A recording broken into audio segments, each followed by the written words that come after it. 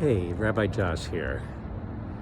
So, we're going into our second pandemic Passover, which could feel like a big letdown. It's limiting in a lot of ways to celebrate a big communal holiday like Passover during a pandemic. And if you feel let down, there's nothing wrong with that. That's perfectly understandable and natural. And at the same time, I want to suggest something that might be surprising.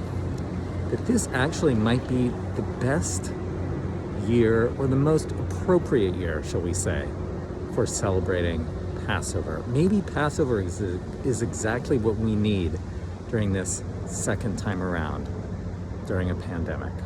I'll tell you what I mean. Passover is the story of how we got out of bondage in Egypt.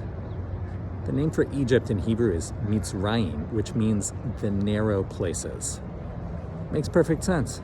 We were in bondage in the narrow places, the places that are constricted and limiting and tight, confining.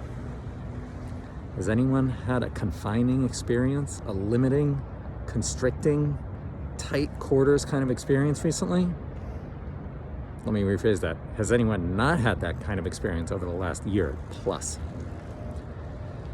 So we're actually living that kind of experience for the first time in our lives.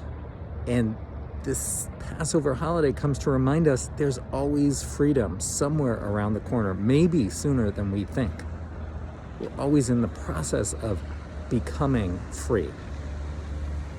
And there's another important aspect of Passover that's more applicable this year than ever before. There's a commandment to see yourself as if you personally went out from the land of Egypt, as if you personally lived this story of liberation.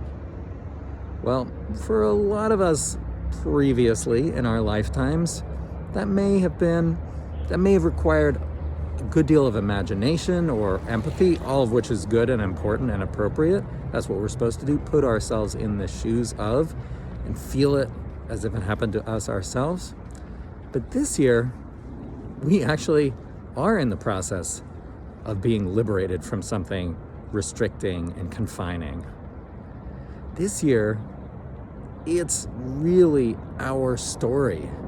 It's easier to access that place in which it feels personal.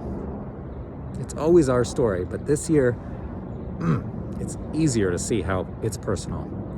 So if you're celebrating Passover far from the usual people that you celebrate it with, or without that elder perhaps, or that really knowledgeable cousin who you were used to leading the Seder for you, and you're worried about how to do it, remember that the ikar, the essence of the Seder, is to tell the story of liberation in a personal way.